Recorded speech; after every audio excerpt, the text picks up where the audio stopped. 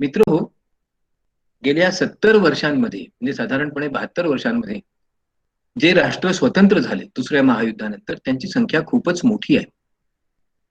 त्यामध्ये चीन, भारत, पाकिस्तान यासारख्या देशांचा तर समावेश आहेच. अनेक आफ्रिकन आणि मध्य आशियन देशांना सुद्धा त्याच काळात स्वातंत्र्य मिळालेलं आहे. यापैकी काही देशांनी मोठी विक्रमी झेप घेऊन खूपच प्रगती केली आहे. तर काही देशांना मात्र अजूनही प्रगतीचा मार्ग चाचपडतच शोधावा लागत आहे. ज्या देशांनी ही असाधारण प्रगती केली आहे, त्यांच्या या प्रगतीचं रहस्य काय आहे याविषयी ब्रेकआउट नेशन्स या नावाचं एक खूप सुंदर पुस्तक मी वाचलेलं आहे. आणि या प्रकारची अशी अनेक पुस्तकं माझ्या संग्रहात आणि वाचनात आहेत, की ज्यामध्ये वेगवेगळ्या प्रकारच्या देशांचा आर्थिक, सामाजिक, तांत्रिक विकास कसा झाला, त्याची कारणं कोणती आहेत, याबद्दल वेगवेगळ्या प्रकारची मतं व्यक्त करण्यात आली आहेत. या सर्व अ, झपाट्याने विकसित होणाऱ्या देशांमध्ये जर सगळ्यात महत्वाचा देश कोणता असेल, तर तो इस्राईल आहे. याचं कारण मी नंतर विशद करणारच आहे. आपण आधी सुरुवातीला इस्राईलचा थोडक्यात इतिहासच बघूया. खरं पाहिलं असता जगातल्या 3 महान धर्मांची जन्मभूमी म्हणून ज्या शहराचा उल्लेख केला जातो, ते जेरुसलेम तेथेच जुडाइझम, ख्रिश्चन आणि इस्लामचा जन्म झालेला आहे. या जुडाइझमचे जे अनेक मोठे प्रवर्तक आणि प्रसारक राहिले आहेत, त्यात अब्राहम, जेकब, मोझेस, जेशुआ याच्यापैकी मोझेसचं नाव आपल्यापैकी अनेकांना अनेक कारणांनी कदाचित माहिती असेल, डेव्हिडचं नाव माहिती असेल. आणि या प्रदेशामध्ये विशेषतः छोट्याशा या पॅलेस्टीन नावाच्या शहरामध्ये जेरुसलेम शहरात जेवढा इतिहास घडला आहे त्याच्यावर मॉन्टीफिगारी नावाच्या एका लेखकाने जवळपास 1500 पानांचं अत्यंत असाधारण पुस्तक लिहिलेलं आहे, जेरुसलेम म्हणून. त्याचा मराठी अनुवाद देखील उपलब्ध झालेला आहे. आपल्या सगळ्यांना आश्चर्य वाटण्यासारखं हा भूभाग आहे, कारण इतका छोटा प्रदेश आणि एवढ्या विचित्र परिस्थितीतून हा प्रदेश गेलेला आहे गेल्या 2500 वर्षांमध्ये. ज्या अनेक प्रकारचे संघर्ष, सामने, हत्याकांड आणि विविध प्रकारच्या युद्धांना या प्रदेशाने तोंड दिलं आहे, की ते आश्चर्यजनक वाटण्यासारखंच आहे. इस्राईलचा इतिहास जवळपास 3-4 हजार वर्षांपासूनचा आहे. अगदी प्रारंभी सॉल, डेव्हिड, सॉलोमन यासारख्या राजांचा त्याच्यामध्ये उल्लेख करता येईल. सॉलोमननी जेरुसलेमला एक खूप सुंदर असं मंदिर बांधलं. त्याला सॉलोमनचं मंदिर असं म्हणतात. तिथेच आर्क ऑफ कॉव्हेनंट याबद्दल आपण पूर्वी एकदा थोडंसं परिचय आपला झालेलाच आहे. या नावाची आर्क होती असंही मानलं जातं. आणि हे सॉलोमनचं मंदिर आतापर्यंत 2 वेळा उद्ध्वस्त झालं आहे. आता पुनर्ष त्याची निर्मिती होत आहे. ज्यू लोकांच्या करता अत्यंत पवित्र असणारं शहर आणि हे मंदिर याची निर्मिती हा मोठा वादाचा विषय सुद्धा झालेला आहे. या ज्यू लोकांच्या साम्राज्याचा जर कोणी निर्माता असेल तर तो अब्राहम नावाचा आहे, इसाकचा मुलगा. आणि या अब्राहमची जी मुलं आणि त्याच्यानंतर त्याचे जे वंशज होते मोसेस, डेव्हिड, सॉलोमन यांनी या साम्राज्याचा विस्तार केला असं साधारणपणे मानलं जातं. बायबलमध्ये विशेषतः जुन्या करारामध्ये ओल्ड टेस्टामेंटमध्ये याचा खूप सुंदर उल्लेख सुद्धा आहे. याच्याबद्दलच्या अनेक कहाण्या आहेत. आपल्या मराठीमध्ये फादर फ्रान्सिस डिब्रेटो यांनी या दोन्ही पुस्तकांचं, बायबलचं आणखी जुन्या कराराचं अत्यंत रसाळ वर्णन केलेलं आहे. आपल्यापैकी कोणाला शक्य असेल तर आपण जरूर वाचा, वाचनीय आहे.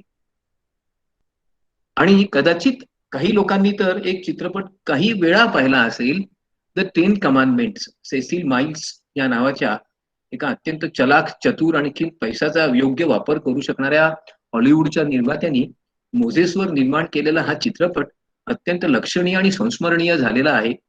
अनेकांनी पाहिला असेल. त्या काळात त्याचं ज्या प्रकारचं चित्रण, मोझेस आणि त्याच्या समुद्रातून पायी प्रवासाचं वर्णन, या चित्रपटाचा हा एक सगळ्यात महत्वाचा आणि चित्तवेधक भाग मानला जातो. प्राचीन इस्राईल कसा होता, तर ते एक छोटंसं शहर आणि भूमध्य सागराच्या आसपासच्या थोड्या सुपीक भागामध्ये हा स्थापन झालेला होता. आसपास सर्वत्र वाळवंट होतं आणि त्यामध्ये बायबलच्या सांगण्यानुसार येथेच कॅननाइट्स म्हणजे ज्यू लोकांची वस्ती राहिली. त्यांचा तिथे विकास झाला. इस्राईलच्या या साम्राज्य निर्मितीमध्ये, ज्यू लोकांच्या या साम्राज्य निर्मिती गिडॉन, सॉल, डेव्हिड, सॉलोमन, हेरॉड यासारख्या अनेक राजांचा समावेश होतो. आपल्यापैकी अनेकांना कदाचित ऐकून माहिती असणारी जर प्रख्यात गोष्ट कोणती असेल तर ती एक्झोडसची आहे. इजिप्तमधून पळवून लावल्यानंतर मोझेसच्या नेतृत्वाखाली ज्यू लोकांचा एक प्रचंड मोठा समूह स्वतःचा जीव वाचवून नवीन आणि स्वतःच्या अस्तित्वाच्या शोधामध्ये निघाला. आणि त्यावेळेला मोझेसला परमेश्वराने वरदान दिलं, त्याचं रक्षण केलं आणि मोझेस तिथून सुखरूपपणे आपल्या लोकांना घेऊन निघून गेला. यावर एक्झोडस नावाचा एक अत्यंत अप्रतिम चित्रपट गेल्या 6 वर्षांपूर्वी आला होता, गॉड्स अँड किंग्स नावाने. फार सुंदर चित्रपट होता. त्यातलं त्यातलं चित्रीकरण तर विलक्षणच मनोवेधक होतं. फरोहा आणि मोझेस यांच्यामधला संघर्ष आणि त्याच्यातून निर्माण झालेल्या अनेक नाट्यमय प्रसंगांची यात खूप उत्तम आणि वेधकच चित्रण केलेलं आहे. डेव्हिड याच्याबद्दल तर आपल्यापैकी अनेकांना ऐकून माहिती असेल. अत्यंत पराक्रमी राजा. त्याची जर सगळ्यात महत्वाची ओळख आपल्याला कोणाला असेल तर डेव्हिड आणि बाथशिबा नावाची गोष्ट कदाचित कोणी वाचली असेल. त्याही पेक्षा महत्वाचं म्हणजे डेव्हिड लहान असताना त्यांनी गोलियात नावाच्या एका विशाल राक्षसाचा सहजपणे वध केला. त्यावरून डेव्हिड आणि गोलियात हे शब्द आज संपूर्ण इंग्रजी भाषेमध्ये सर्वत्र पसरलेले आहे. सॉलोमनचं तर नाव अत्यंत आदराने घेतलं जातं. असं मानलं जातं की जगातल्या सर्वात श्रीमंत राजांपैकी आणि प्रचंड मोठा खजिना असणारा राजा जर कोणता असेल तर तो सॉलोमन होता. अर्थात त्याच्या या सॉलोमनच्या या खजिन्याबद्दल आपल्यापाशी नक्की माहिती नाही आहे. परंतु सॉलोमन नंतर त्याच्या मृत्यूनंतर मात्र या इस्रायलच्या साम्राज्याचे 2 तुकडे झाले. एक उत्तरेकडला आणि एक दक्षिणेकडला आणि त्यामुळे त्या परस्पर संघर्षामध्ये इस्रायलचं साम्राज्य हळूहळू विनाशाप्रत गेलं. जेरुसलेम शहरावर त्या काळामध्ये जवळपास 23 वेळा वेगवेगळ्या प्रकारच्या आक्रमणं झाली आणि त्या शहराचा पाडाव झाला. 52 वेळा त्यामध्ये युद्ध झालं आणि 44 वेळा या शहराला लोकांनी ताब्यातही घेतलं होतं. अशा प्रकारे अत्यंत रक्तरंजित इतिहास असणाऱ्या जेरुसलेमचा या हिब्रू लोकांच्या मनोवृत्तीशी, मानसिकतेशी, धार्मिक भावनांशी फार जवळचा संबंध आहे. इस्रायल हे नाव कसं पडलं असेल हो? तर आधी आपल्याला हिब्रू या शब्दाबद्दल माहिती करून घेतली पाहिजे. हिब्रू म्हणजे एका किनाऱ्यावरून किंवा एका भागातून दुसऱ्या भागात आलेले लोक, अब्राहम आणि त्याचे अनुयायी. इस्राईल हा शब्द सुद्धा याच प्रकारे ज्याला देवानी संरक्षण दिलं आहे आणि त्यांनी देवाशी संघर्ष केला आहे असा तो इस्राईल. आणि जू हे नाव जुडा या जेकोबच्या मुलावरून पडलेलं आहे असं मानलं जातं. अर्थात हा सगळा इतिहास जो आहे तो फार प्राचीन काळातला आहे. इस्राईल या नावाबद्दल बायबलमध्ये अनेक गोष्टी आहेत आणि बायबलमध्ये विविध ठिकाणी विशेषतः जुन्या करारात तर इस्रायलचा उल्लेख अनेक वेळा आलाय. जेनेसिस नावाच्या बायबलमधल्या एका पुस्तकात तर इस्रायलचा 6 वेळा उल्लेख आहे. रोमनांनी जेरुसलेमवर आक्रमण केलं. पासोव्हर नावाचा त्यांचा जो महत्वाचा सण होता त्या दिवशी आणि ज्यू लोकांचा पराभव झाला. अर्थात त्याच्यानंतर ज्यू लोकांनी त्याच्या विरुद्ध केलं आणि जुड्या यांनी परत एकदा आपल्या साम्राज्याची स्थापना 66 साली केली. हेरॉड नावाच्या राजाने ज्यू लोकांचा जवळपास पूर्ण विध्वंस करायचाच प्रयत्न केला होता, परंतु त्यातूनही ही जमात वाचली. त्यानंतर ऑटोमन साम्राज्यामध्ये देखील ज्यू लोक जेरुसलेममध्ये राहत होते असा उल्लेख आहे. त्यांना राजाकडून संरक्षणही होतं असाही उल्लेख आहे. तर त्याच वेळेला ज्यू लोकांबद्दल अनेक प्रकारच्या प्रवादांमुळे, त्यांच्या प्रवृत्तींमुळे, त्यांच्याबद्दल असणाऱ्या संदेहांमुळे आणि ज्यू हे सर्व बदमाशच असतात अशा प्रकारचा समज असल्यामुळे, शिवाय धार्मिक तेढीमुळे त्यांचा अनन्वित छळ झाला असंही सांगितलं जातं. आपण जर अरेबियन नाईट सारखा जर अरबांचा एक अत्यंत गाजलेला कथासंग्रह वाचला असेल तर त्यामधले सर्व ज्यू पात्र जी आहेत ती नेहमीच बदमाश व्यापारी आहेत, जादू मंत्र तोडा करणारे आहेत, मूर्तीपूजक आहेत असा त्यांचा उल्लेख आहे. आणि कदाचित आपण शेक्सपियरच्या एका प्रख्यात नाटकाबद्दल ऐकलंच असेल. त्याला आपण कदाचित पाऊंड ऑफ फ्लेश या नावाने वाचलं असेल कदाचित आपण हे. त्याच्यामध्ये शायलॉक नावाचं एक पात्र आहे की जो अत्यंत कंजूष, बदमाश, दुष्ट प्रवृत्तीचा ज्यू व्यापारी आणखीन सावकार असतो. तो अँटोनिओला कर्ज देतो आणि त्याच्या बदल्यात त्याच्या हृदयाचा 1 पाऊंड मांसाचा तुकडा मागतो. शायलॉकची मुलगीच त्याला पराभूत करते वकील बनून, वगैरे वगैरे. फार रंजक कहाणी या नाटकात आहे. परंतु त्यावरून शायलॉकिझम आणि शायलॉक ॲटिट्यूड यासारखे शब्दही प्रचलनात आले आहेत. एखादा मनुष्य कंजूष आणि दुष्ट असेल त्याला शायलॉक म्हणण्याची आपल्याकडे आजही पद्धत आहे. अशा प्रकारचं ज्यूंचं जे चित्रण होतं ते सातत्याने युरोपामध्ये, मध्य आशियामध्ये असल्यामुळे ज्यू जमातीबद्दल सहानुभूती कोणाच्याही मनात नव्हती.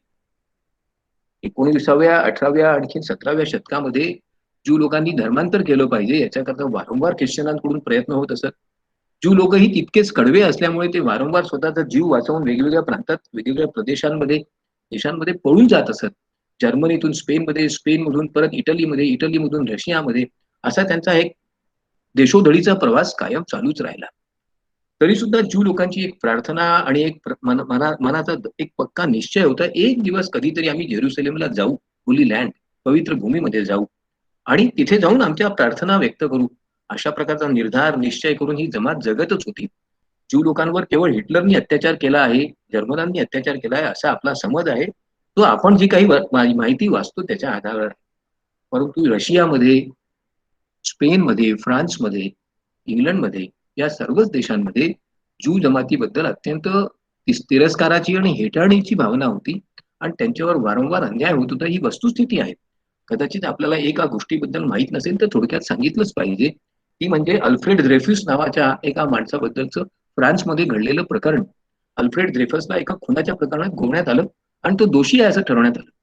एमिल झोला नावाच्या एका फ्रेंच लेखकाने मात्र ड्रेफ्युस हा गुन्हेगार नाही असा जणू काही मनाचा निश्चयच केला आणि तो ड्रेफ्युसच्या बाजूने लढला आणि त्यानंतर ड्रेफ्युसची सुटका झाली. ड्रेफ्युस निर्दोष आहे हे सिद्ध झालं. त्यामुळे संपूर्ण फ्रान्समध्ये मोठं वादळ निर्माण झालं.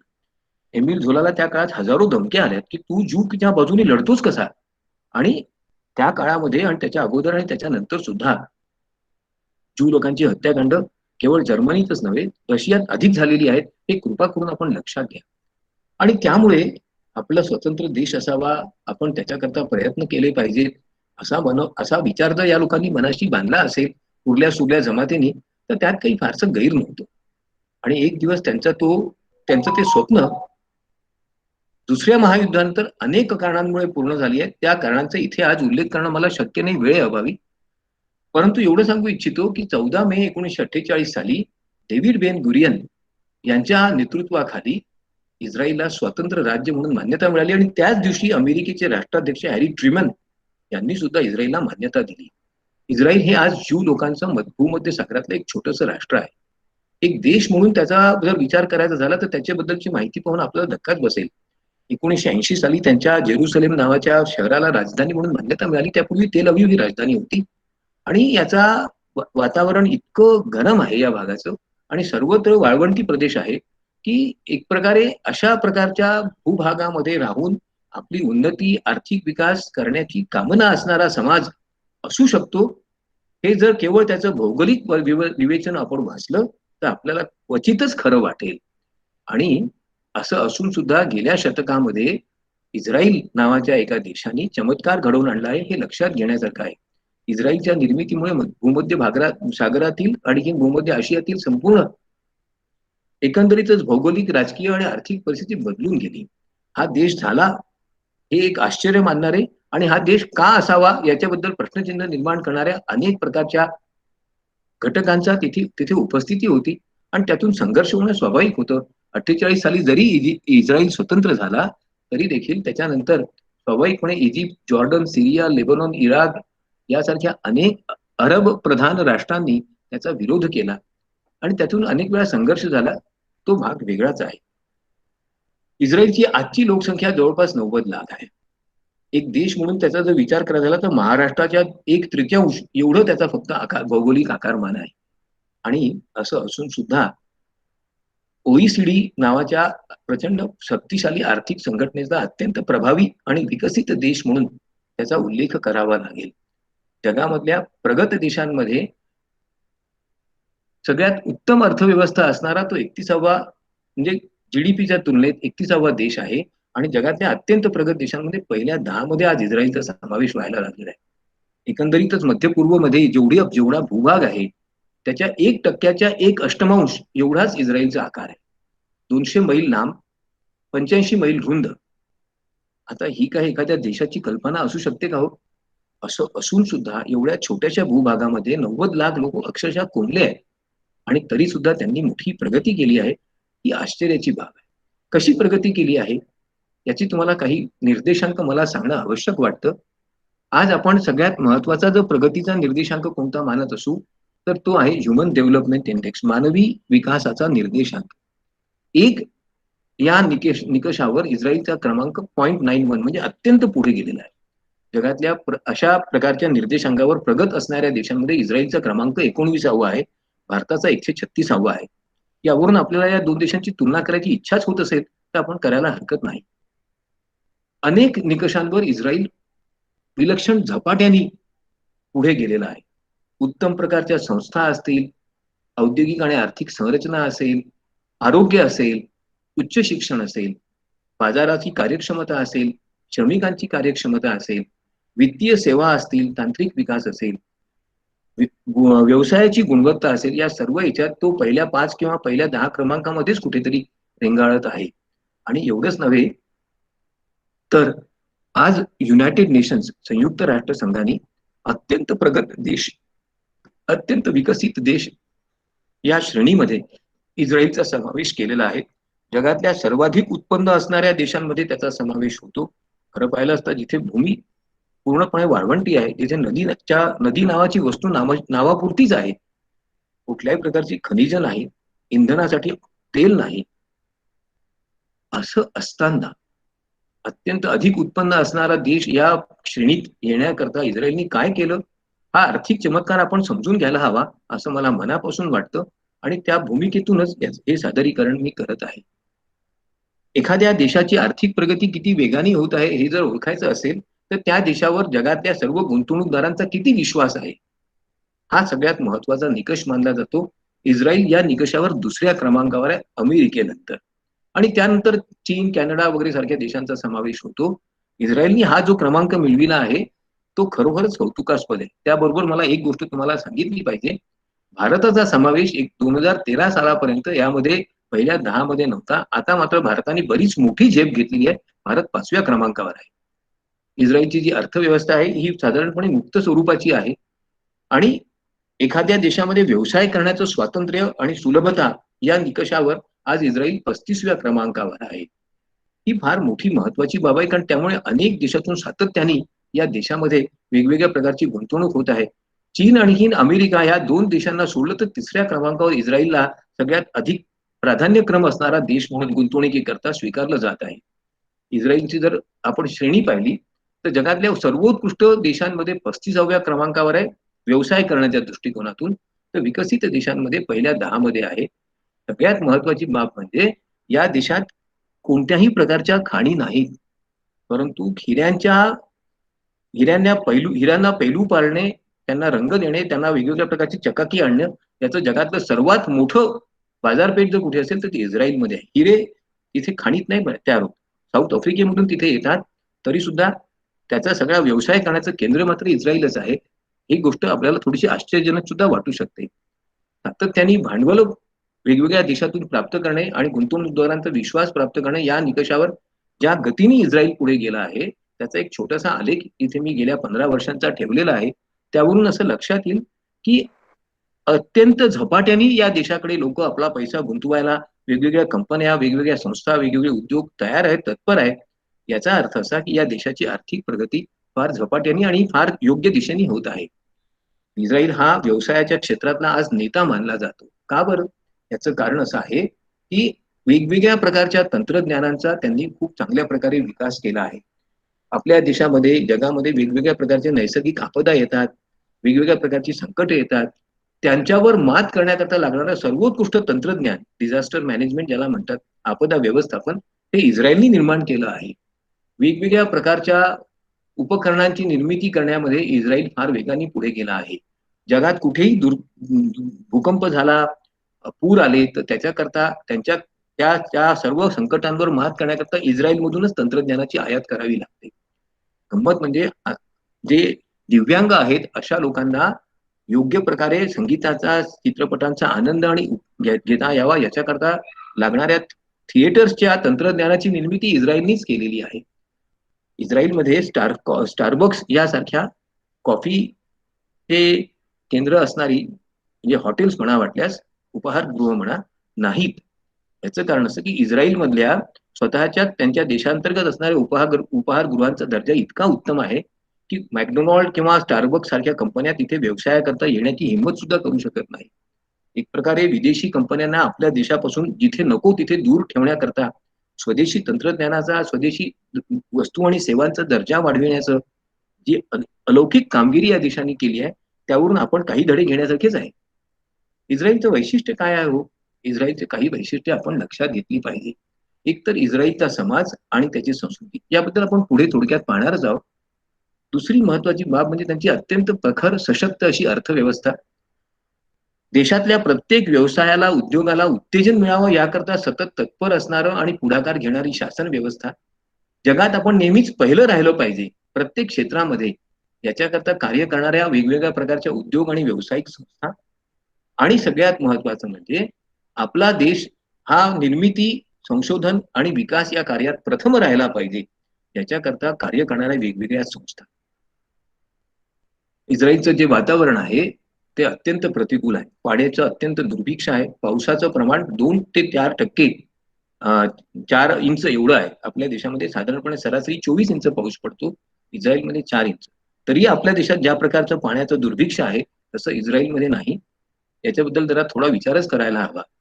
2/3 इस्रायल हा पूर्णपणे वाळवंटी किंवा अर्ध वाळवंटी प्रदेश आहे आणि त्यामुळे शेती करता योग्य असणारी जमीनच नाही आहे. त्याही पेक्षा महत्वाचं म्हणजे इस्रायलच्या सर्व सीमा शत्रूंनी वेढलेल्या असल्यामुळे त्या भागामध्ये शेती किंवा उद्योग करणं जवळपास अवघडच आहे. आणि त्यामुळे अशा प्रतिकूल परिस्थितीत राहून आर्थिक विकासाचं, आर्थिक नेतृत्वाचं स्वप्न पाहणं हे फार अवघड काम आहे. मी तुम्हाला इस्रायलबद्दल एक आणखी महत्वाची बाब सांगणार आहे. जेव्हा जेव्हा मी सादरीकरण करतो, त्या वेळेला मला इंग्रजीमध्ये टाईप करावं लागतं. कारण मराठी टंकलेखन मला येत नाही. याची मला लाज वाटते. मला माझ्याच मातृभाषेचा सराव नाही, ही काही समाधानकारक आणि अभिमानाची बाब असू शकत नाही. एखाद्या देशाच्या मातृभाषेचा त्या देशाने अभिमान बाळगणं चांगलंच. ती मातृभाषा जर जिवंत असेल, तर तिचा प्रसार आणि विकास करणं बरेच वेळा सोपंही असतं. परंतु जरा थोडा विचार करा. 2000 वर्षांपूर्वी एखाद्या देशाची भाषा जवळपास संपूनच गेली. ती भाषा बोलणारे, ती भाषा जाणणारे बोटावर मोजण्या एवढे थोडेफार लोक शिल्लक उरले होते. 20व्या शतकाच्या प्रारंभी तर अशा प्रकारची भाषा बोलणारे लोक फक्त जेरुसलेममध्ये 24 होते. आणि जगभर इतर देशांमध्ये रशिया, फ्रान्स, जर्मनीमध्ये हिब्रू भाषा वाचणारे लोक जवळपास नाही इतके होते. बोलणारे तर नव्हतेच. त्यांचा स्वतःचा जो तालमुंड नावाचा जो पवित्र धर्मग्रंथ आहे, त्याचं वाचन फक्त रब्बी करू शकत होते आणि काही रब्बींनाच तो वाचता येत होता. बाकीचे तर थापाबाजीच करत होते. अशा वेळेला एका 16 वर्षाच्या मुलाला एक स्वप्न पडलं. 1910 साली, की आपण आपल्या या भाषेचं पुनरुज्जीवन केलं, तर जेव्हा केव्हा इस्रायल नावाच्या राष्ट्राची निर्मिती होईल, त्यावेळेला त्याची राष्ट्रभाषा कोणती असावी हा वाद निर्माणच होणार नाही. आणि 2010 सालापासून बेन येहूद या नावाच्या माणसाने हिब्रू भाषेच्या पुनरुज्जीवनाकरता आपलं संपूर्ण आयुष्य दिलं. एक पैसाही पदराशी नव्हता. कारण बेन येहूद हे इतके गरीब होते, की ते कोणत्याही तरी दुकानात छोटी मोठी कामं करून स्वतःचा एक दिवसाचा अन्न कसं तरी मिळवत होते. अशा प्रतिकूल परिस्थितीमध्ये एक भाषा जिवंत करायची, ती शिकायची, त्याच्यात पुस्तकं छापायची, मासिकं छापायची, ती लोकांना फुकट वाटायची.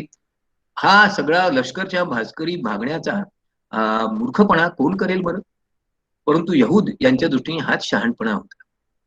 जेव्हा ते 24 वर्षांचे झालेत, त्यावेळेला ते अल्बर्ट आइन्स्टीन नावाच्या एका महान विद्वान वैज्ञानिकाला भेटले आणि त्याला म्हणाले, "मी असा-असा प्रयत्न करीत आहे. तुम्ही मला मदत करा." आइन्स्टीन तेव्हा जवळपास नावलौकिक प्राप्त झालेले शास्त्रज्ञ होते. त्यांनी विचारलं, "मी काय केलं म्हणजे तुझं समाधान होईल?" ते म्हणे, "तुम्ही ही भाषा शिका." "कशा करता?" म्हणजे म्हणे, "फिजिक्स मधली पुस्तकं तुम्ही या भाषेत लिहू शकाल. लोकांना जर फिजिक्स शिकायचं असेल माझ्या समाजातल्या, तर त्याकरता त्यांना इंग्रजीकडे तोंड पाहावं लागणार नाही." आइन्स्टीनला ती गोष्ट जरा चमत्कारिक वाटली, पण आइन्स्टीन हे सुद्धा ते यहूद सारखेच अत्यंत प्रामाणिक, निष्ठावान ज्यू आणि इस्रायल होणार या संकल्पनेवर विश्वास ठेवणारे महान पुरुष होते. त्यांनी स्वतः ती भाषा शिकली. त्याच्याकरता बेन यहूदनी तयार केलेल्या पुस्तकांचाच वापर केला आणि 1937 साली आइन्स्टीन यांनी यहूदला एक पुस्तक भेट म्हणून पाठवलं. The first book of physics in Hebrew. तर मला सांगा, बेन यहूद यांच्या या प्रखर निष्ठेमुळे आणि पराक्रमामुळे आणि प्रयत्नांमुळे हिब्रू भाषा बोलणारे जवळपास 40-50 नाही तर 4000 लोक तयार झाले. मग या सर्व 4000 लोकांचा एक लेखक संघच तयार करण्यात आला आणि त्या सर्वांना एकच काम देण्यात आलं. कमीत कमी एका पुस्तकाचा एका वर्षी अनुवाद करायचा. मित्र, तुम्हाला आश्चर्य वाटेल, आज जर आपल्याला इस्रायलमध्ये उच्च शिक्षण घ्यायचं असेल तर हिब्रू भाषा येणं आवश्यक आहे. आणि या देशातले सर्व महत्वाचे कागदपत्र, संशोधनपर लेख या भाषेतच छापले जातात, हे ते अभिमानाने सांगू शकतात. आपल्याला संस्कृत बद्दल असं काही वाटतं का हो? तर एकदा क्षणभर विचार करून बघा. आपल्या देशामधल्या दाक्षिणात्य देशांना संस्कृत आणि हिंदी परकीय वाटतात आणि इंग्रजी स्वकीय वाटते, यावर आपण खचितच विचार करायला हवा.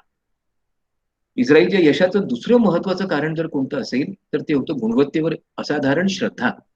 या सर्व देशातल्या नागरिकांचा गुणवत्ता नावाच्या तंत्रावर विश्वास असावा असा प्रयत्न इस्रायलचे जे पहिले राष्ट्रपती होते वाईझमन यांनी सुरुवातीपासून केला. वाईझमन हे अत्यंत हुशार असे शास्त्रज्ञ होते, बायोटेक्नॉलॉजिस्ट होते. त्याहीपेक्षा म्हणजे ते विचक्षण बुद्धीचे आणि प्रज्ञावान होते. त्यांची दृष्टी फार पुढचं पाहणारी होती. स्वतंत्र इस्रायल झाल्यानंतर त्याच्या विकासाकरता जर आपण चांगले उद्योग स्थापन केले नाहीत आणि त्याच्याकरता गुणवत्तेचा पाठपुरावा केला नाही, तर आपल्याला जागतिक बाजारपेठ मिळणार नाही. हे इस्रायल स्थापन होण्याच्या 15 वर्ष अगोदर ओळखणाऱ्या माणसाला द्रष्टा याशिवाय दुसरा शब्द असू शकत नाही. आणि त्यामुळे वाईझमन जेव्हा राष्ट्राध्यक्ष झाले, त्यांनी तत्काळ अनेक महत्वाच्या राष्ट्रीय संस्थांची स्थापना केली आणि त्यातून इस्रायलमध्ये वेगवेगळ्या प्रकारच्या गोष्टींना क्वालिटी फॅक्टर, गुणवत्ता घटक हा महत्वाचा आहे हे समजून देण्यात इस्रायलच्या शासकांना सहजच यश आलं. इस्रायल बद्दलच्या काही महत्वाच्या गोष्टी मला आपल्याला सांगितल्या पाहिजे. जगातल्या सर्वाधिक झाडं असणारा प्रति हेक्टरी इस्रायल हा पहिला आणि सगळ्यात मोठा देश, सगळ्यात महत्वाचा देश आहे. सगळ्यात म्हणजे खरं पाहिलं असतं जिथे वाळवंट आहे तिथे झाडांची संख्या जास्त असते. हा विचार आपल्याला पटण्यासारखा आहे असं मला वाटत नाही. सगळ्यात जास्त वस्तू संग्रहालय म्युझियम्स इस्रायलमध्ये आहेत. आणि त्याही पेक्षा म्हणजे व्हॉइसमेल नावाचं जे आपलं संगणकातलं तंत्रज्ञान आहे त्याची निर्मिती इस्रायलमध्येच झालेली आहे. गमतीची गोष्ट म्हणजे इस्रायलमध्ये एक नवीनच कल्पना 2011 साली स्थापन करण्यात आली, सुरू करण्यात आली. ती म्हणजे बस स्टॉप लायब्ररीज. आपण अनेक वेळा वेगवेगळ्या बस स्टॉप्सवर वाट पाहत बसतो. आपल्याला हवी ती गाडी किंवा बस वेळेवर येत नाही. मग तिथे आपला वेळ कसा जावा, विशेषतः नागरिकांचा याच्याकरता जर पुस्तकांची व्यवस्था केली असेल तर त्या वेळेचं योग्य तो विनियोग होईल, त्यांचं मनोरंजन होईल. आज जगभर ही कल्पना वापरली जाते वेगवेगळ्या ठिकाणी वेगवेगळ्या पद्धतीने. अशा अनेक छोट्या-मोठ्या गोष्टी करून आपल्या देशाचा विकास करण्यावर या देशाने भर दिला. या देशाचा सगळ्यात आवडता खेळ बुद्धिबळ आहे. अर्थात बुद्धी सामर्थ्य असणाऱ्यांचाच तो खेळ आहे आणि म्हणून तिथेही तो लोकप्रिय आहे. इस्रायलच्या यशाचं खरं कारण कोणतं असेल तर तिथली शिक्षण व्यवस्था आहे, हे मला प्रामाणिकपणे आपल्याला सांगितलं पाहिजे. नवीन तंत्रज्ञानाची जोपासना करणे, संशोधन आणि विकासाला चालना देणाऱ्या वेगवेगळ्या प्रयोगांना, प्रकल्पांना चालना देणे आणि त्याही पेक्षा म्हणजे ज्या माध्यमातून विकास होऊ शकेल अशा प्रत्येक तंत्रज्ञानाचा, शास्त्राचा अभ्यास करणे, यावर या देशाने प्रारंभापासून भर दिलेला आहे. याचं अजून एक कारण मला तुम्हाला सांगता येईल, की ते इस्रायलच्या एकंदरीत संस्कृतीत भिनलेला घटक आहे. ज्या काळापासून इस्रायली म्हणजे ज्यू लोक हे परांगदा व्हायला लागले, देशोधडीला लागले, तेव्हा त्यांच्या लक्षात असं आलं, की जर आपलं अस्तित्व आपल्याला टिकवायचं असेल, तर आपण ज्ञान प्राप्त केलंच पाहिजे. ज्या कोणत्या समाजात, ज्या कोणत्या देशात आपण जाऊ, तिथे जर आपण ज्ञानी असू, ज्ञानसंपन्न असू, तर तिथे आपली कदर होईलच. मग आपण गणितज्ञ असू, वैज्ञानिक असू, व्यापारी असू, पण ज्या क्षेत्रात आपल्याला प्रावीण्य प्राप्त करता येईल, त्या क्षेत्रात आपण प्रावीण्य प्राप्त केलं पाहिजे. त्या माध्यमातून त्या समाजाचं नेतृत्व आपल्याकडे आलंच पाहिजे आणि त्या समाजाचं नेतृत्व आपल्याला प्राप्त झालं तर आपल्याला अपेक्षित आदर, सन्मान त्या देशात प्राप्त होईलच. अर्थात संस्कृतमध्ये एक श्लोक आहे, स्वदेशी पूज्यते राजा विद्वानम सर्वत्र पूज्यते. ही गोष्ट त्या लोकांनी आचरणात आणली आहे, केवळ पाठ केलेली नाही हे आपण लक्षात घेतलं पाहिजे. आणि त्यामुळे साक्षरता आणि साक्षरता विकास हा इस्रायल पुढे कधी प्रश्नच राहिलेला नाही. वेगवेगळ्या प्रकारच्या उच्च शिक्षणाला प्रोत्साहन देण्यासाठी, तंत्रज्ञानाच्या शिक्षणाला प्रोत्साहन देण्यासाठी प्रारंभापासून फार मोठ्या प्रमाणात गुंतवणूक करणे आणि त्यासाठी शिक्षण संस्थांना आणि शिक्षण घेणाऱ्या विद्यार्थ्यांना अत्यंत अल्प दराने कर्ज देणं, यावर त्या शासनाने भर दिला. कारण शिक्षणात केलेली गुंतवणूक सर्वोत्कृष्ट असते. हे केवळ आपल्या एखाद्या देशाच्या घटनेमध्ये किंवा एखाद्या महत्वाच्या पुस्तकात लिहून चालत नाही. ते आचरणात आणणं आवश्यक आहे. हा विचार त्यांनी खरोखर आचरणात आणलेला आहे. इथल्या विद्यापीठांनी केलेली कामगिरी तर असाधारण आहे. एका छोट्या देशामध्ये, एवढ्या छोट्या देशामध्ये विद्यापीठ असणार तरी किती? परंतु ज्या काही संस्था आहेत, त्यापैकी प्रत्येक संस्था ही उच्च शिक्षणामध्ये प्रावीण्य प्राप्त केलेली, श्रेष्ठत्व प्राप्त केलेली आहे. प्रचंड प्रमाणात नावलौकिक प्राप्त केलेली आहे. आणि त्याकरता त्या देशाच्या शिक्षण मंत्र्यांनी, जे की स्वतः उत्तम दर्जाचे शिक्षण तज्ञ आणि वैज्ञानिक होते आहेत, आणि इतर लोकांनी मनापासून प्रयत्न केले. शिक्षणाचा विकास करण्याकरता शैक्षणिक दृष्ट्या प्रगल्भ दृष्टी असणारे नेते आपल्याला लाभले पाहिजेत, यावर त्यांनी विशेष भर दिला. इस्रायल हा देश मुळातच वेगवेगळ्या देशातून आलेल्या, वेगवेगळ्या संस्कृतीतून आलेल्या परांगणा झालेल्या ज्यूंचा देश आहे. मग अशा प्रकारच्या वेगवेगळ्या देशातून, संस्कृतीतून आलेल्या ज्यू लोकांना उत्तम शिक्षण देऊन पात्र करणं, त्यांच्यापैकी जे कोणी हुशार वैज्ञानिक असतील त्यांना योग्य त्या प्रकारच्या स्थानांवर स्थानापन्न करणं, हा सगळा भर या देशांनी सातत्याने केला.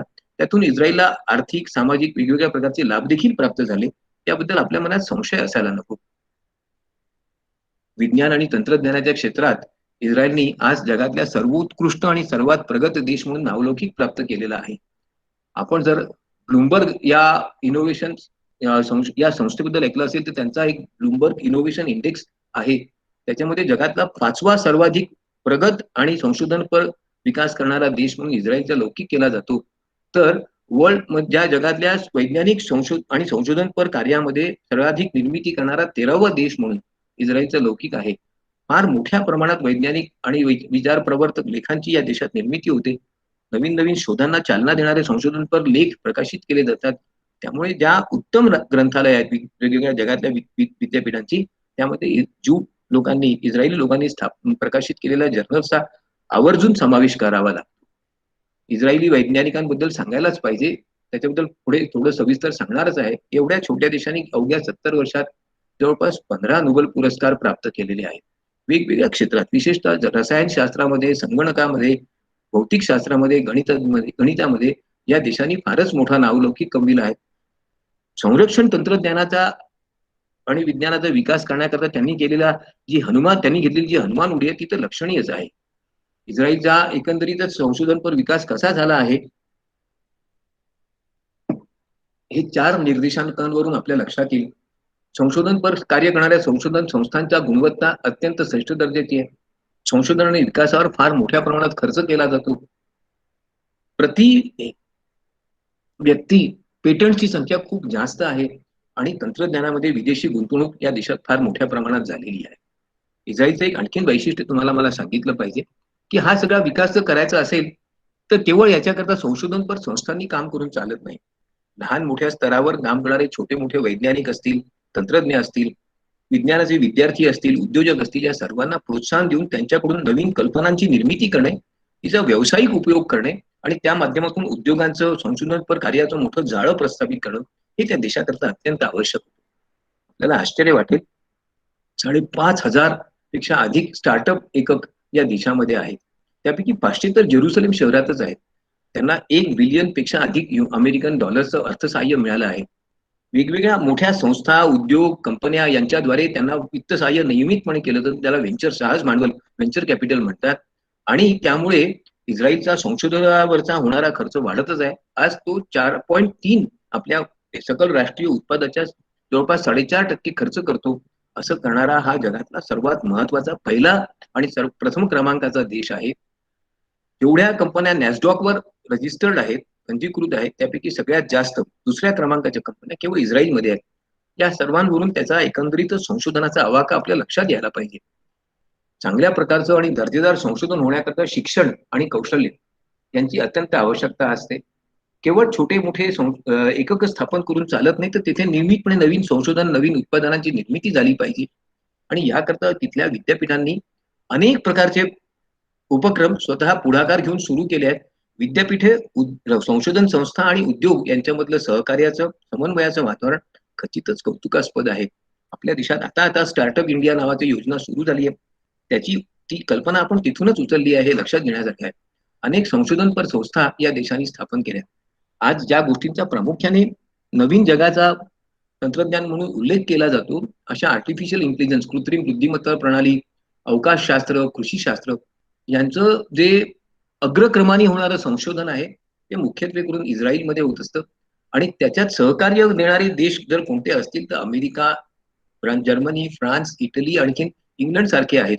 यावरून आपल्याला त्या देशाच्या संशोधनाच्या कार्याचा आवाका लक्षात येईल. संशोधनाचा कल्पक वापर करणं हे कोणत्याही देशाला विकासाच्या पायऱ्यांमध्ये सतत पुढे नेण्यास कारणीभूत ठरतं. आणि म्हणून अशा प्रकारचं संशोधन नियमितपणे झालं पाहिजे. त्याच्यात नवीन नवीन गोष्टींचा समावेश झाला पाहिजे, नाविन्याचा समावेश झाला पाहिजे आणि त्या माध्यमातून आपलं संशोधनातलं अग्रेसरत्व कायम राहिलं पाहिजे. याकरता या देशांनी सातत्याने प्रयत्न केला आहे. एक त्यांचं वाक्य लक्षात घ्या, when you are first you keep your advantage for many years. जेव्हा तुम्ही प्रथम क्रमांकावर असता तेव्हा तुम्ही जगापेक्षा पुढे असता. जेव्हा तुम्ही जगापेक्षा पुढे असता तेव्हा अनेक वर्षापर्यंत तुम्हाला जग तुमच्याकडे आशेने पाहायला लागतं, तुमच्याकडे अपेक्षेने पाहायला लागतं. जग तुमच्यावर अवलंबून असणं हे एखाद्या राष्ट्राकरता फार सन्मानाचं, अभिमानाचं, आणखी अर्थातच प्रगतीचं निर्देशांक आहे. वेगवेगळ्या निकषांवर इस्रायलच्या या संशोधन आणखी विकासाच्या कार्यांचा उल्लेख केला जातो. सगळ्यात महत्वाचं म्हणजे त्याचा समाजाला किती उपयोग झाला आहे. त्याला म्हणतात डेप्थ आस्पेक्ट. इस्रायल मधल्या 70% लोकांना या नवीन तंत्रज्ञानाचा नियमितपणे लाभ मिळतो. तंत्रज्ञानाचा प्रभाव काय झाला की कोणकोणते नवीन तंत्रज्ञानाची क्षेत्र विकसित केली आहेत. विशेषतः रोबोटिक्स, आर्टिफिशियल इंटेलिजन्स यासारख्या अनेक क्षेत्रांमध्ये इस्रायलने मोठी हनुमान उडी घेतलेली आहे. भौगोलिक परिणाम झालाय. अनेक प्रकारचे स्वतंत्र स्टार्टअप युनिट सुरू करण्यामध्ये इस्रायलला यश मिळालं. त्यातून अर्थव्यवस्थेला एक खूप मोठं असं सशक्त पाठबळ मिळालेलं आहे आणि अशा प्रकारे इस्रायल सातत्याने पुढे जात आहे. उच्चतर तंत्रज्ञान हा नेहमीच इस्रायलचा एक महत्वाचा विषय राहिलेला आहे.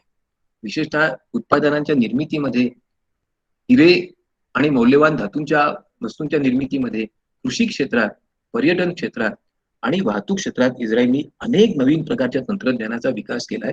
त्याबद्दल मी थोडक्यात नंतर सांगणारच आहे. परंतु या संशोधनपर कार्याचा इस्रायलला काय लाभ झाला एक लक्षात घ्या. 1948 साली इस्रायलमध्ये मोठ्या प्रमाणात वेगवेगळ्या देशातून व्यक्ती येत गेल्या. हे परांगदा झालेले ज्यू लोक होते.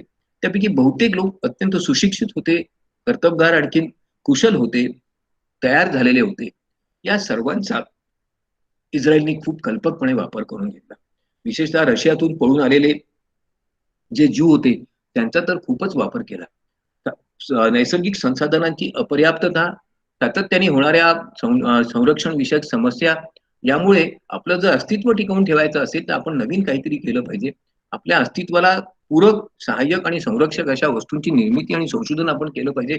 अशा प्रकारचं दडपण त्या समाजावर कायम राहिलेलं आहे आणि त्या दडपणाचा एक प्रकारे उत्तम उपयोग, सकारात्मक उपयोग करण्याची तत्परता आणि तयारी देखील या समाजाने दाखवलेली आहे. त्याच्यातल्या एका उदाहरणाचा उल्लेख मला करावा लागेल. सिलिकॉन वाडी. आता तुम्ही म्हणाल हा शब्द कदाचित वाडी भारतातलाच असावा, मला माहिती नाही. परंतु या नावाची एक औद्योगिक वसाहत इस्रायलने स्थापन केली आहे. जशी सिलिकॉन व्हॅली आहे अमेरिकेत, कॅलिफोर्नियात, त्याच प्रकारची. परंतु या सिलिकॉन व्हॅलीच्या नंतर जर या इलेक्ट्रॉनिक क्षेत्रामध्ये, संगणकाच्या क्षेत्रात, माहिती तंत्रज्ञान क्षेत्रात सर्वोत्कृष्ट काम करणारी दुसऱ्या क्रमांकाची ते क्षेत्र म्हणून त्याचा उल्लेख केला जातो. यावरून त्याचं महत्व आपल्या लक्षात येईल. वेगवेगळ्या प्रकारचे स्टार्टअप, नवीन छोटे उद्योग सुरू करण्याला इस्रायलने नेहमीच प्रोत्साहन दिलंय. त्याचं कारण असं आहे की या छोट्या उद्योगांच्या माध्यमातून भांडवलाची गतिशीलता वाढविता येते. मोठ्या प्रमाणात भांडवल वेगवेगळ्या प्रकारे आणि कल्पकतेने वापरता येतं. अनेक प्रकारच्या उद्योगांची, उत्पादनांची, सेवांची निर्मिती करता येते आणि झटपट विक्री सुद्धा करता येते.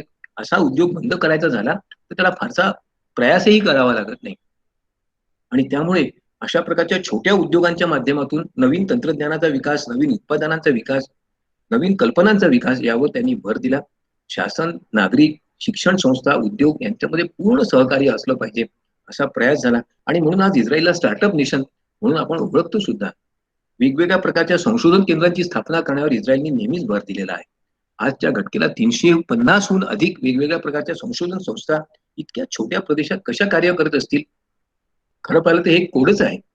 आणि गंमत म्हणजे जगातल्या एका विख्यात संस्थेने, वर्ल्ड इकॉनॉमिक फोरमनी जगातला सर्वात अधिक नवनिर्मिती करणारा देश आणि नवीन क्षेत्रामध्ये संशोधन करणारा देश म्हणून इस्रायलचा नामोल्लेख अग्रक्रमाने केलेला आहे. इस्रायल आज जगामध्ये नेतृत्व प्राप्त केलेला देश आहे, विशेषतः संशोधनाच्या क्षेत्रामध्ये. त्या देशाची संशोधन विकासाची जी इंटेन्सिटी आहे, जी तीव्रता आहे, ती सर्वाधिक आहे. आणि सगळ्यात महत्वाचं म्हणजे आज अमेरिका आपल्या सकल राष्ट्रीय उत्पादनाच्या 2.7% एवढा खर्च करतं. युरोपमध्ये हा सरासरी 2% आहे, तर इस्रायलमध्ये मात्र हा 4.7%, म्हणजे जवळपास अमेरिका किंवा युरोपच्या तुलनेत दुप्पट खर्च केला जातो आणि त्या माध्यमातून वेगवेगळ्या प्रकारचं संशोधन केलं जातं, विकास केला जातो. ही खरंच कौतुकाची बाब आहे.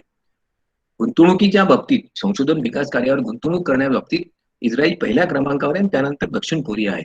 खरं पाहिलं असता एखाद्या छोट्या देशामध्ये एवढ्या मोठ्या प्रमाणात गुंतवणूक होते आणि ती अमेरिकेपेक्षा खूप जास्त असू शकते यावर आपला सहसा विश्वास बसणार नाही. परंतु जर समजा आपण इनोव्हेशन इंडेक्स, नवनिर्मितीचा निर्देशांक पाहिला तर ब्लूमबर्गच्या दृष्टिकोनातून तो 6व्या क्रमांकावर आहे. जागतिक इनोव्हेशन इंडेक्सवर तो 10व्या क्रमांकावर आता आलेला आहे. तर स्टार्टअपवर 6व्या क्रमांकात आला. एक प्रकारे एक मोठा विलक्षण प्रवास प्रगतीच्या क्षेत्रामध्ये या देशाने फार झपाट्याने केला.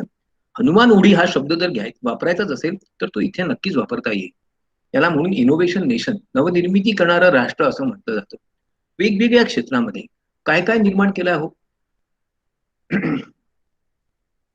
तुम्हाला आश्चर्य वाटेल, जगातल्या अत्यंत आधुनिक अशा वेगवेगळ्या सॉफ्टवेअर्स निर्माण करणाऱ्या कंपन्या इस्रायलमध्ये आहेत. आणि त्यातून ज्या प्रकारच्या उत्पादनांची निर्मिती केली आहे, विशेषतः संगणकाच्या कृत्रिम बुद्धिमत्ता प्रणालीच्या क्षेत्रामध्ये, ती खरोखर विस्मित करणारी आहे. काही सामाजिक संशोधनांचा आधी उल्लेख करतो, त्यानंतर नवीन उत्पादनांबद्दल सांगेन. सगळ्यात महत्वाचं म्हणजे या देशाने सगळ्यात पहिले 2011 साली स्टॉप मिनी लायब्ररी तुम्हाला मगाशी सांगितलंच. त्याही पेक्षा म्हणजे नवीन प्रकारच्या छोट्या आकाराच्या टोमॅटोची निर्मिती, ज्याला चेरी टोमॅटो म्हणतात, त्याच्याकरता लागणारं तंत्रज्ञान या देशाने विकसित केलं. सगळ्यात महत्वाचं म्हणजे वेगवेगळ्या प्रकारच्या फॅशन शोज करता लागणारं नवीन तंत्रज्ञान आणि स्पर्श न करता वेगवेगळ्या प्रकारची उपकरणं कशी वापरायची, विशेषतः रेडिएशन, क्ष किरणांचा जिथून प्रवास होत असतो अशा ठिकाणी संवेदनशील असणाऱ्या, धोकादायक असणाऱ्या उपकरणांचा वापर कसा करायचा, याकरता वेगवेगळं तंत्रज्ञान त्यांनी तयार केलं.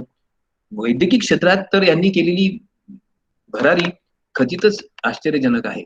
कोणत्या अचिव्हमेंट्स आहेत आपण सगळ्यात पाहूया. पहिले तर एक झिगझॅग प्रोडक्ट ऑफ ग्राफ या नावाचं, की ज्यामुळे बांधकाम क्षेत्रात फार मोठा बदल घडवून आलेला आहे. त्यानंतर वेगवेगळ्या प्रकारच्या गणितीय सिद्धांताचा वापर करून नवीन उत्पादनांची, विशेषतः संगणकीय प्रमेयांची आणि संगणकाच्या प्रोग्रामची निर्मिती करण्यामध्ये इस्रायलने खूप मोठं यश मिळविलं आहे. आपण सामान्यपणे असं मानतो की भारतामध्ये इन्फॉर्मेशन टेक्नॉलॉजी, माहिती तंत्रज्ञानात फार मोठं मनुष्यबळ निर्माण झालं आहे. पण ज्या प्रकारच्या वस्तूंची, सेवांची निर्मिती माहिती तंत्रज्ञान क्षेत्रात इस्रायलने निर्माण केली आहे, तसं श्रेय भारताला अद्यापही मिळावयाचं आहे.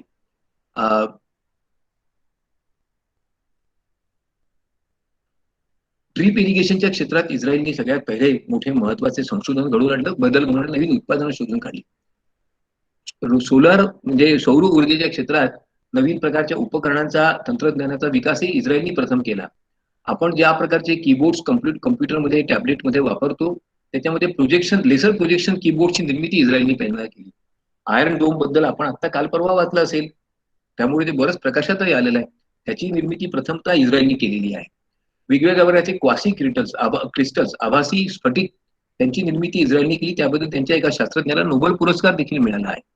वेगवेगळ्या प्रकारच्या उत्पादनांची, सेवांची निर्मिती त्यांनी केली. नेटाफिम या नावाचं एक सगळ्यात पहिले कमीत कमी पाणी वापरणारं जलसंसाधनाचं व्यवस्थापन करणारं तंत्रज्ञान त्यांनी केलं. अदृश्य असणारे अशा वेगवेगळ्या प्रकारचे व्हिडिओ कॅमेरे, जे आपल्याला सहजात दिसणार नाही पण त्याच्यामधून फार वेगाने प्रतिमा निर्माण करता येतील, त्यांची निर्मिती केली.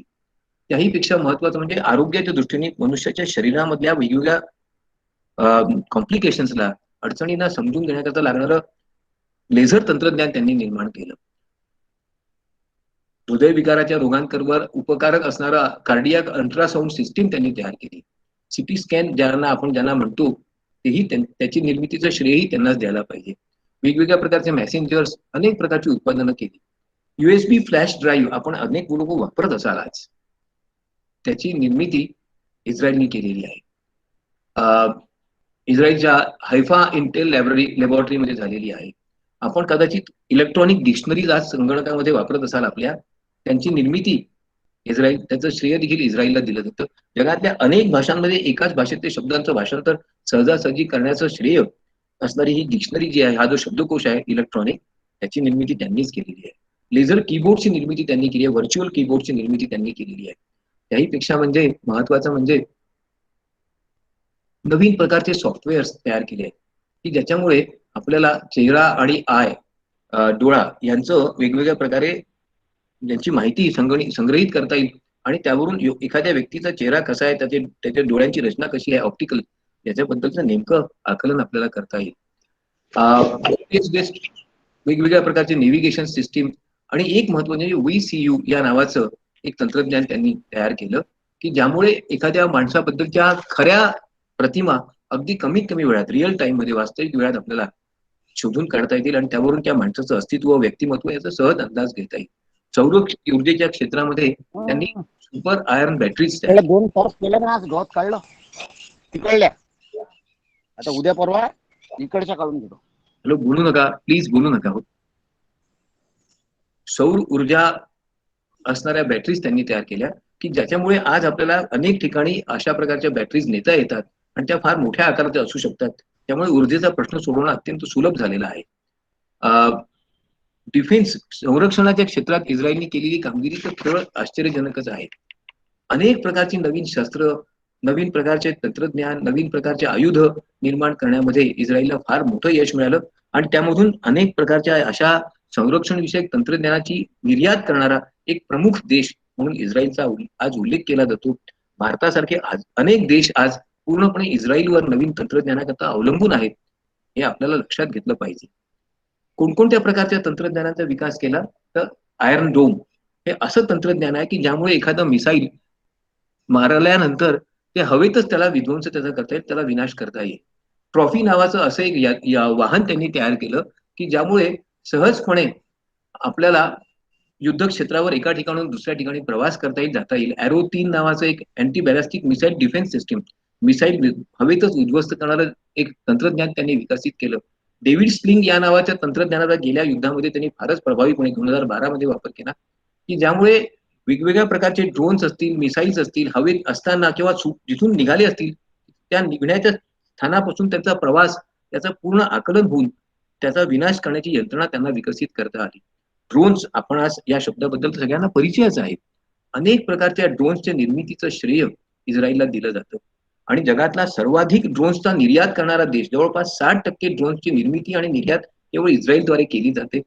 अमेरिकेच्या पेक्षा कितीतरी पट अधिक ड्रोन्सची निर्यात हा करतो आणि ज्या देशांना आपण प्रगत मानतो असे रशियासारखे, दक्षिण कोरियासारखे, ऑस्ट्रेलिया, फ्रान्स, जर्मनी सारखे देश देखील इस्रायल करूनच ड्रोन तंत्रज्ञान आणि ड्रोन विकत घेणं योग्य मानतात. नवीन प्रकारच्या बंदुका तयार करणं, विशेषतः ट्रॅव्हल टार 21 या नावाची बंदूक आहे, तिची निर्मिती त्यांनी केली. आज तिची निर्मिती भारतात त्यांच्या सहयोगाने होत आहे मेक इन इंडिया योजनेमध्ये. तर युधी सब मशीन गन मध्ये, मशीन गनच्या निर्मिती, नवीन प्रकारच्या मशीन गन निर्मिती, आतापर्यंत आपल्याला AK-47 याच प्रकारच्या रायफल्स बद्दल ऐकून माहिती होतं. त्याही पेक्षा अधिक चांगल्या उत्तम दर्जेदार बंदुकी निर्माण करण्याचं तंत्रज्ञान त्यांनी तयार केलं. जगात सर्वत्र आपला दबदबा प्रस्थापित केला आहे. वाळवंटामध्ये सहजपणे वापरता येईल अशा प्रकारच्या पिस्तुलींची निर्मिती त्यांनी केलेली आहे. तर मनुष्याशिवाय अनमॅन्ड अशा प्रकारच्या सरफेस व्हेकलची, जमिनीवर चालणाऱ्या युद्ध कामासाठी उपयुक्त असणाऱ्या वाहनांची निर्मिती देखील करून त्यांनी त्या माध्यमातून फार मोठी चढाई सहजपणे कशी करायची असं तंत्रज्ञान विकसित केलेलं आहे. म्युझिक नावाची एक त्यांचं तंत्रज्ञान आहे, multispectral infra red counter measure. या तंत्रज्ञानाच्या माध्यमातून एखादं शस्त्र आपल्या देशावर जर कोणी सोडलं असेल, मग ते मिसाईल असेल किंवा बॉम्ब असतील, त्यांचा सहजपणे त्यांना ट्रॅकिंग करता येतं. वॉल रडार अशा प्रकारचं एक नवीन रडार त्यांनी डेव्हलप केलं. त्याही पेक्षा म्हणजे जखमी सैनिकांना एका ठिकाणून दुसऱ्या ठिकाणी सहजपणे कसं नेता येईल, ज्यामुळे त्यांची हत्या होणार नाही, त्यांच्या जीवितहानी होणार नाही, याकरता नवीन प्रकारच्या अशा वाहनांची त्यांनी निर्मिती केली. अशी अनेक संशोधनं त्यांनी केलेली आहेत. ज्या प्रकारे त्यांनी एक असा गुप्तहेर म्हणून कार्य करू शकणारा उपग्रह देखील निर्माण केला आहे की जो फार उंचावर नसतो पृथ्वीपासून आणि आकाराने इतका छोटा असतो की ज्यामुळे त्याला सहजपणे आपल्या लक्षातही घेता येत नाही. अशा प्रकारच्या या उपग्रहांचा जेव्हा त्यांनी उपयोग सुरू केला 88 साली, त्यानंतर त्यांच्या शत्रू राष्ट्रांच्या हृदयात जवळपास धडकीच भरली की आता आपलं कुठलंही रहस्य लपून राहणार नाही आणि त्यामुळे आज हे तंत्रज्ञान जगातली अनेक राष्ट्र इस्रायलकडून विकत घेत आहेत. कृषी क्षेत्रामध्ये केलेली जी कामगिरी इस्रायलची आहे ती खरंच वाखाणण्यासारखी आहे. त्या देशामध्ये कृषी योग्य जमिनीचाच अभाव आहे. अशा देशांनी कृषी क्षेत्रात स्वयंपूर्णता मिळविणं, अन्नधान्याच्या क्षेत्रात ही किती महत्वाची बाब आहे. त्याच्याकरता ड्रीप इरिगेशन पद्धतीचा त्यांनी 1950 सालापासून वापर करणं सुरू केलं. आज जगभर इस्रायलची ही ड्रीप इरिगेशन व्यवस्था वापरली जात आहे. पाण्याचा योग्य कार्यक्षम वापर कसा करता येईल, त्या माध्यमातून अन्नधान्याचं उत्पादन वाढवता येईल, पाण्याची बचत करता येईल, याकरता प्रयत्न केला जातो. आज औद्योगिक आणखी कृषी संशोधनाच्या क्षेत्रात इस्रायल हा अग्रक्रमावर आहे, नेता आहे. याचं कारण असं की ज्या प्रकारच्या तंत्रज्ञानाचा त्यांनी विकास केला. त्यामुळे उत्पादनाची गुणवत्ता, धान्याच्या उत्पादनाची गुणवत्ता आणि मात्रा खूप मोठ्या प्रमाणात वाढविता येते. मोठ्या प्रमाणात धान्य निर्मिती करता येते आणि त्या माध्यमातून देशाला कृषी क्षेत्रामध्ये, अन्नधान्याच्या क्षेत्रात स्वयंपूर्ण करता येतं. पाण्याचा वापर ही सगळ्यात महत्वाची जगापुरचीच समस्या आहे. परंतु तुम्हाला आश्चर्य वाटेल, एखाद्या देशात जिथे पाण्यासाठी योग्य अशी नदीच नाही, अगदी ओढा म्हणता येईल अशा आकाराची एक छोटीशी नदी आहे जॉर्डन नावाची, तिथे पर्याप्त मात्रेत पिण्यायोग्य पाणी निर्माण करण्याकरता डिसॅलिनायझेशन, पाण्यामधले क्षार काढून टाकण्याच्या नवीन तंत्रज्ञानाचा विकास त्यांनी केला. संगणकाच्या माध्यमातून नियंत्रित केल्या जाणाऱ्या जलसंपदा व्यवस्थापनाचा त्यांनी विकास केला आणि वेगवेगळ्या प्रकारच्या कल्पक तंत्रज्ञानाचा वापर केला. आज जगातल्या 80% कृषी तंत्रज्ञानाची निर्मिती इस्रायलमध्ये होत आहे, हे लक्षात घेण्यासारखं आहे. आपण ज्या अन्नधान्याची, फळांची निर्मिती करतो, उत्पादनाची निर्मिती करतो, ते अधिक सकस, सरस आणि उत्तम असले पाहिजेत, मोठ्या आकाराचे असले पाहिजे. त्याच्याकरता त्यांनी अनेकच प्रयोग केले आणि त्या माध्यमातून वेगवेगळ्या प्रकारच्या नवीन हायब्रिड उत्पादनांची निर्मितीला त्यांनी चालना दिली. पिकांवर येणाऱ्या वेगवेगळ्या प्रकारच्या किडी, झाडी, आणखीन कीटकांचा नाश करण्याकरता नवीन प्रकारच्या पेस्ट कंट्रोल कीटकनाशकांची निर्मिती केली आणि त्याच्याकरता त्यांनी पर्यायी कीटकांची सुद्धा निर्मिती केली. हे किती महत्वाचं आहे. इस्रायलचा आज कृषी क्षेत्राचा दबदबा सातत्याने वाढत आहे. मग त्यामध्ये ग्रीन हाऊसेस असतील, डेअरी फार्मिंग असेल, पोल्ट्री असेल, ॲक्वाकल्चर असेल, योग्य प्रकारच्या बी बियाण्यांची निर्मिती असेल, शेतीचं यांत्रिकीकरण असेल, खत निर्मिती असेल, नवीन प्रकारच्या खतांची आणि कीटकनाशकांची निर्मिती असेल आणि हे सर्व तंत्रज्ञान ते जगातल्या वेगवेगळ्या देशांना सहजपणे उपलब्ध करून देतात. त्यातून मोठा पैसा कमवतात.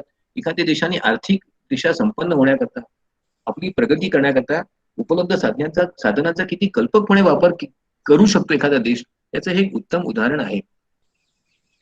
बायोटेक्नॉलॉजीच्या क्षेत्रामध्ये तर इस्रायलने फारच मोठी झेप घेतलेली आहे. नवीन प्रकारच्या कॅनफाईट नावाच्या वस्तूंची निर्मिती करून त्यांनी कॅन्सर सारख्या रोगावर आणि इतर रोगांवर नियंत्रण ठेवण्याचं यश मिळविलं आहे. गॅमिडा नावाच्या एका पेशींच्या माध्यमातून वेगवेगळ्या प्रकारच्या शारीरिक व्याधी दूर करण्याकरता नवीन तंत्रज्ञानाचा विकास केलेला आहे. मेंदूचे आजार असतील, पेशींचे आजार असतील, या सर्वांवर वेगवेगळ्या प्रकारचे प्रयोग करून त्यांनी नवीन तंत्रज्ञानाचा, औषधांचा आणि वैद्यकीय तंत्रज्ञानाचा विकास केलेला आहे.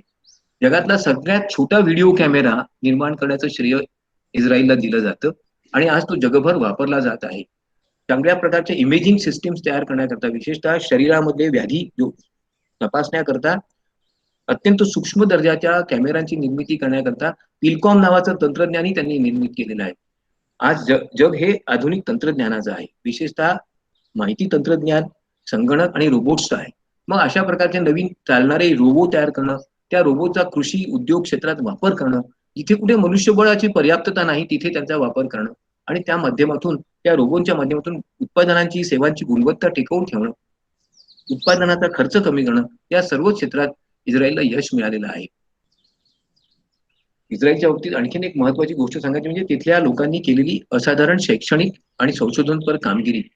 नोबेल लॉरेट्स, ज्यांना आपण नोबेल पुरस्कार मिळालेल्या व्यक्ती म्हणतो, अशा व्यक्ती इस्रायलमध्ये मोठ्या संख्येने आहेत आणि या सर्व लोकांनी भौतिकशास्त्र, रसायनशास्त्र, बायोटेक्नॉलॉजी या क्षेत्रात आपल्या असाधारण कामगिरीमुळे नोबेल पुरस्कार मिळविले आहेत, नोबेल पुरस्काराचे मानकरी झाले आहेत.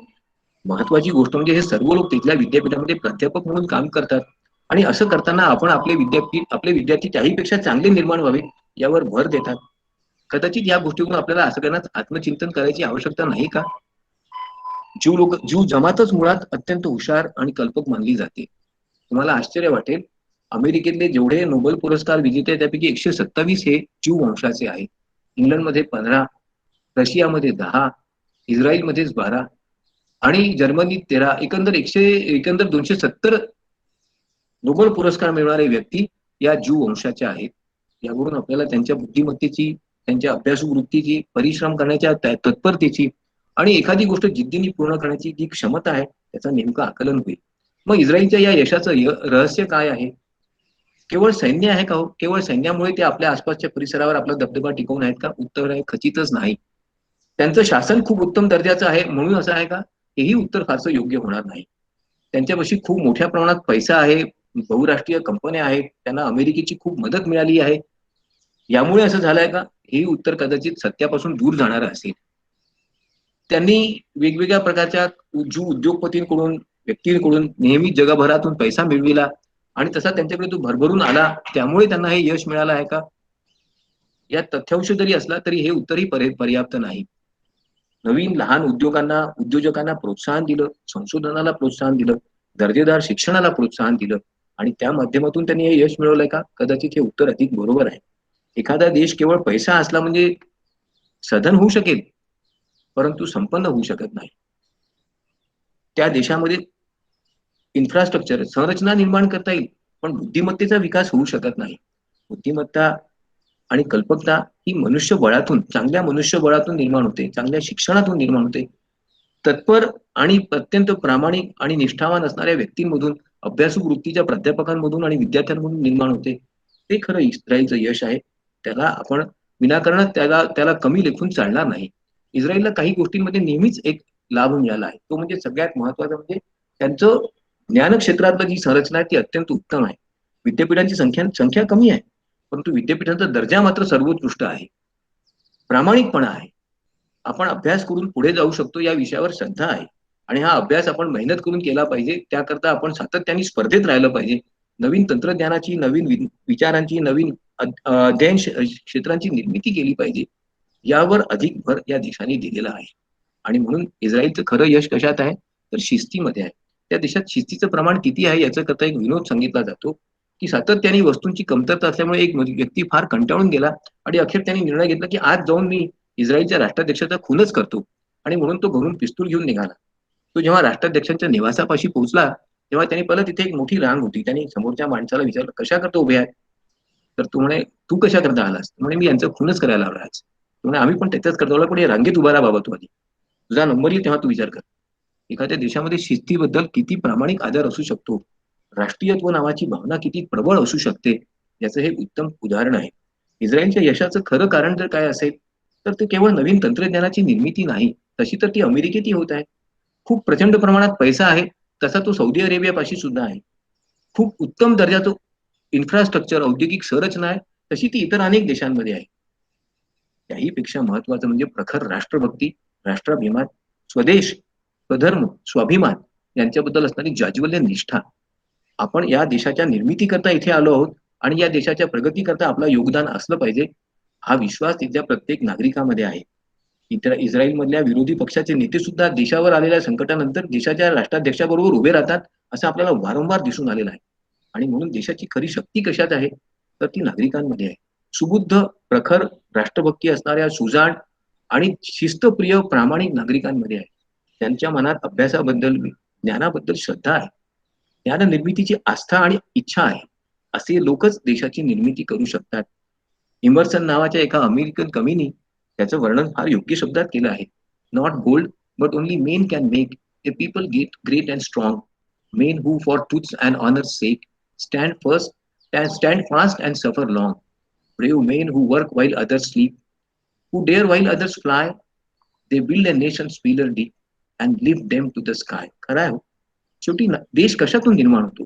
साधनातून, भूभागातून, जमिनीतून, शेतीतून निर्माण होत नाही. देश माणसातून निर्माण होतो.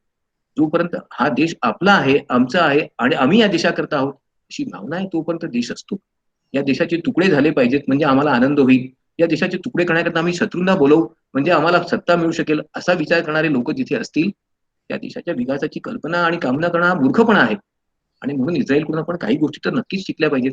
त्यातली एक आहे आणि महत्वाची आहे ती म्हणजे देशप्रेम आणि राष्ट्रनिष्ठा. ती जरी आपल्यामध्ये आली तरी सुद्धा आपण इस्रायलपेक्षा अधिक प्रगती करू शकतो, यात संशय नाही. आणि म्हणून आपल्या या देशाकरता आपण प्रामाणिकपणा, श्रद्धा आणि निश्चय असला पाहिजे. देशभक्ती आणि राष्ट्रभक्ती आपल्या मनात ठासून असलेली पाहिजे. देशावर निष्ठा, बांधिलकी आणि सातत्य असलं पाहिजे. कल्पकता आणि विधायक कृत्यांमध्ये नवीन कल्पनांचा आपण समावेश केला तर या देशाला आपण आज खरोखरच एक महान भारत करू शकतो. स्वातंत्र्यवीर सावरकरांची आज जयंती आहे. त्यांच्या पुण्यस्मृतीला अभिवादन करतो आणि असं वाटतं की पुन्हा त्यासारखेच प्रामाणिक देशभक्त लोक या देशात पुन्हा जन्माला यावे अशी त्यांच्याच चरणी प्रार्थना करतो आणि थांबतो. धन्यवाद.